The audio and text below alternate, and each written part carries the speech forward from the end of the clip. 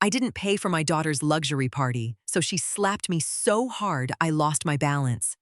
"Get out!" she yelled, her face flushed with a terrifying entitled rage. I wiped my lip, tasting a faint metallic hint of blood, and smiled.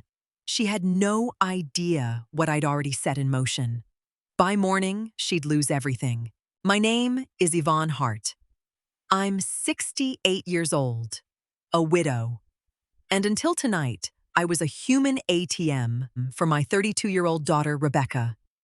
We were standing in the kitchen of my home, the house I bought with my late husband 30 years ago.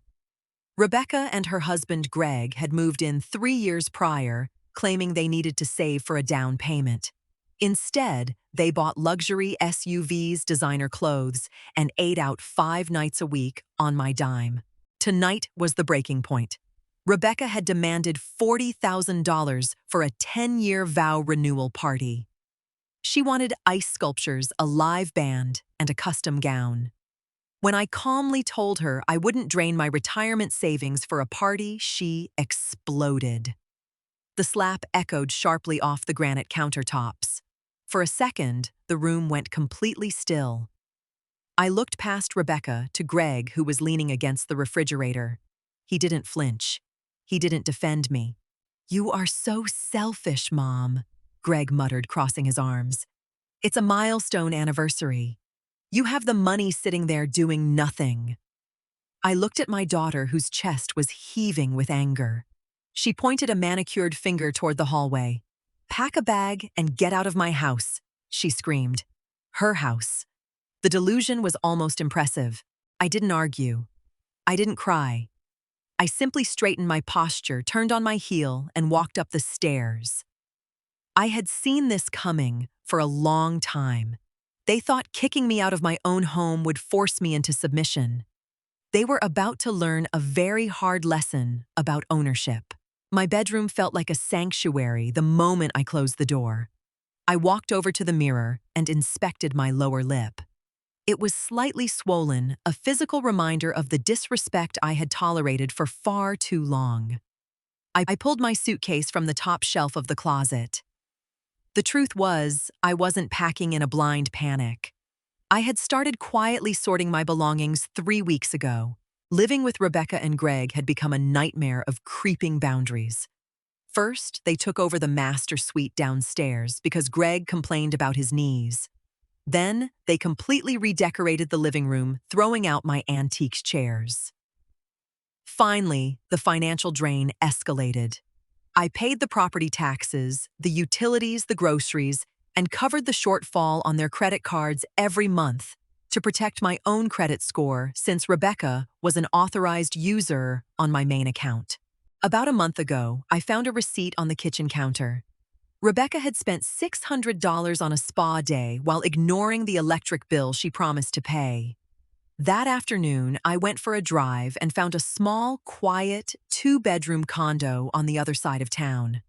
The rent was reasonable, and the landlord handed me the keys immediately after I paid 3 months in advance. I had been moving my valuables and winter clothes over there piece by piece, disguised as donations to the thrift store. As I folded my favorite sweaters into the suitcase, a heavy knock rattled my door. Greg didn't wait for an answer before pushing it open. "Look, Yvonne," he sighed, shoving his hands in his pockets. "Rebecca's just stressed. If you just write the check for the venue deposit, she'll calm down. We don't want you to have to sleep at a motel." I snapped the suitcase shut and looked him dead in the eye. "Close my door on your way out, Greg." He scoffed, rolling his eyes as he pulled the door shut. I just needed to make one phone call to end their comfortable reality forever. I sat on the edge of my bed and opened my laptop. The house was quiet now. Rebecca and Greg had retreated to the downstairs master suite, probably browsing caterers online, assuming I would cave by morning. I had always caved. I was the peacemaker, the mother who just wanted her family to get along. Not anymore. I logged into my banking portal. The screen glowed softly in the dark room. With a few precise clicks, I navigated to the credit card management page. I found Rebecca's name listed under Authorized Users. I clicked Remove, confirmed the prompt, and watched her name disappear from my account. Next, I opened my checking account settings. I found the recurring automatic transfers. One went to Greg's auto loan for his massive gas-guzzling truck. Cancelled. The other went to Rebecca's premium health club membership. Cancelled. Finally, I logged into the utility company websites. The power, the water, the high-speed internet they needed for their constant streaming. I scheduled all services in my name to be disconnected at the end of the week. A profound sense of lightness washed over me. I wasn't doing this out of malice. I was simply establishing a boundary. If I was no longer welcome in the house, my wallet was no longer welcome to fund it. I laid down on top of the covers, fully dressed, resting my eyes for a few hours. I didn't sleep much, but I felt more awake than I had in years. At 5:00 a.m., long before the sun came up, I grabbed my suitcase and walked downstairs. The house was dead silent. I left my house keys on the kitchen island right next to the coffee maker. I wouldn't need them anymore.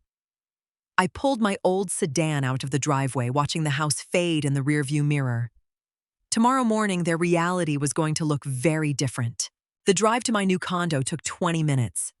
The morning air was crisp and clear. The first time in 3 years, I didn't have to listen to Greg complaining about the hot water running out, or Rebecca shouting at her phone because someone messed up her coffee order. I unlocked the door to my new place.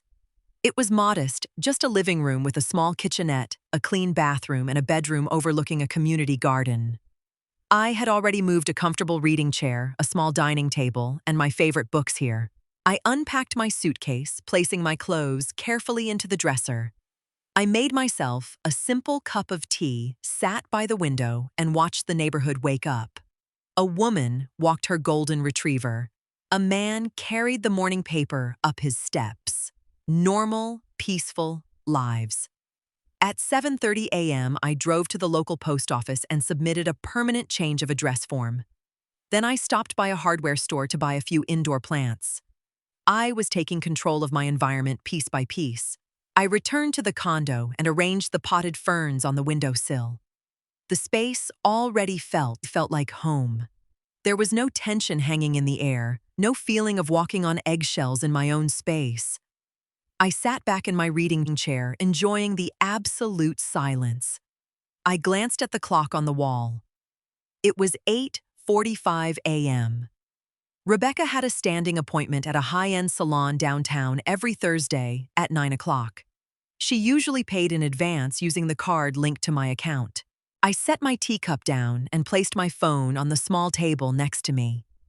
I didn't have to wait long.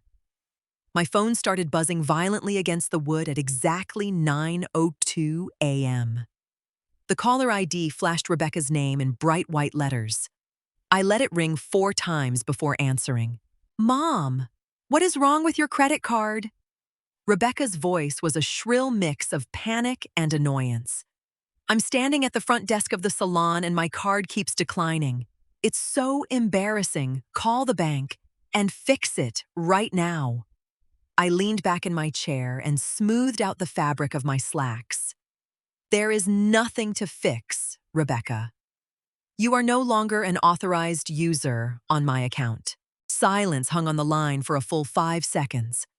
I could hear the faint ambient noise of the salon in the background. "What are you talking about?"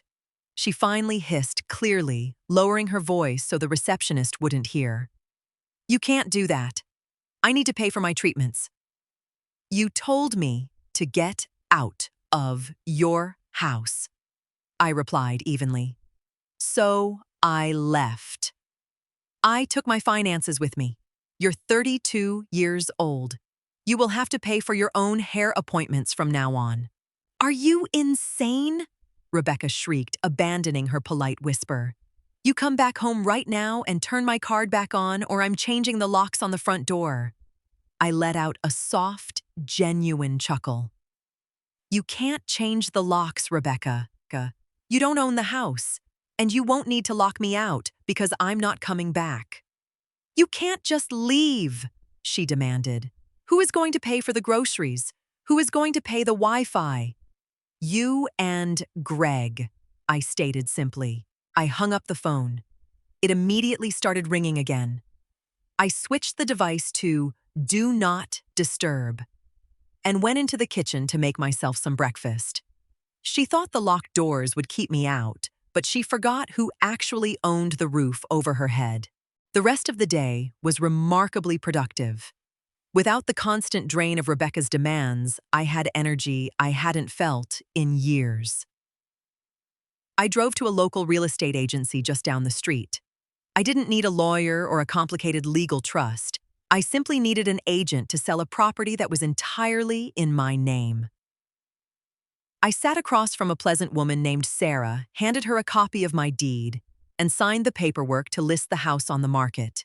I have family currently occupying the property, I explained calmly, but they will be vacating soon. You can start scheduling viewings for the end of next month. By the time I got back to my condo, I had several missed text messages from Greg.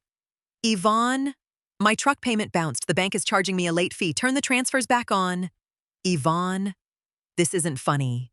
Rebecca is crying. Yvonne, the internet just went down. Did you forget to pay the bill? I didn't reply to any of them. I printed a standard boilerplate 30-day notice to vacate from the internet. It was a simple everyday form. I filled in their names, the address, and the date. I placed it in an envelope and drove back to the post office to send it via certified mail, requiring a signature upon delivery. I felt a slight twinge of guilt, a mother's instinct to protect her child. But I quickly remembered the stinging heat on my cheek and the cold indifference in Greg's eyes. They didn't see me as a mother. They saw me as a resource to be consumed. I went to the grocery store buying only exactly what I wanted to eat. No organic overpriced snacks for Greg. No expensive sparkling water for Rebecca. Just fresh vegetables, chicken, and some good coffee. The real shock for them wasn't the declined cards. It was the mail arriving that afternoon. 3 days later, I was sitting at a small corner table in my favorite neighborhood diner, enjoying a slice of cherry pie. I had finally turned my phone notifications back on. The digital silence had been lovely, but I knew I couldn't avoid them forever. The bell above the diner door jingled violently. Rebecca stormed in her eyes, scanning the room until they locked onto me. She marched over, clutching the certified letter I had mailed. She slammed the paper down on my table, rattling my coffee cup.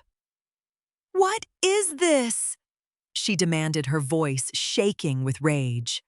I swallowed my bite of pie and dabbed my mouth with a napkin. "It's exactly what it looks like, Rebecca. A 30-day notice to vacate. I'm selling the house." "You can't sell our house," she yelled. A few heads turned in the diner, but I kept my voice perfectly level. "It is not your house. Your name is not on the deed, and you do not pay the mortgage. I am selling it to fund my retirement." Greg hurried into the diner behind her, looking frantic. "Yvonne, be reasonable. We don't have the savings to move right now. You cut off my truck payment and they're threatening to repossess it. Then you should contact your lender, Greg," I replied. "I suggest you look for extra shifts at work." Rebecca slammed her hands on the table. "You are ruining my life over a stupid party. Fine, I don't need the vow renewal. Just tear this paper up and come home so things can go back to normal." I looked at my daughter. She wasn't sorry she hit me. She was sorry the money stopped flowing. I took a sip of my coffee and let her scream, waiting for her to run out of breath. When Rebecca finally stopped yelling, her chest heaving, she tried a different tactic. Her eyes filled with tears and her lower lip trembled. "Mom, please," she whispered, playing the victim perfectly. "How can you do this to your own daughter? Where are we supposed to go? My friends will think we're failures if we move into some cheap apartment." I felt a familiar tug in my chest, the old habit of wanting to fix everything for her. But I planted my feet firmly on the diner floor. "You hit me, Rebecca," I said, my voice quiet but unyielding. You struck your mother in the face because I wouldn't buy you a party. You told me to get out. I listened. It was just an accident. I was emotional, she pleaded. It was a choice, I corrected her. Just like using me as your personal bank account was a choice. That ends today. I reached into my purse, pulled out a $5 bill, and placed it on the table to cover my pie and coffee. I slid the utility transfer notices across the table toward Greg. The water power and trash services will be fully disconnected in exactly 5 days unless you transfer them to your names and pay the deposits, I instructed him. The real estate agent will contact you to coordinate a time for the photographer to come by. I stood up, pushing my chair in. Rebecca stared at me, her mouth open, finally realizing that tears wouldn't work anymore. The well had completely dried up. You have 27 days left to pack, I said. I walked out of the diner into the bright afternoon sun, leaving them staring at the paperwork on the table. Greg finally realized he had to get a real job, but he was too late. A few weeks passed in absolute tranquility. I spent my mornings tending to my small garden and my afternoons volunteering at the local library. I didn't answer the sporadic, desperate texts from Rebecca or Greg. On the 28th day, I returned to my old house accompanied by 2 professional movers and my new neighbor Martha, who insisted on coming along for moral support.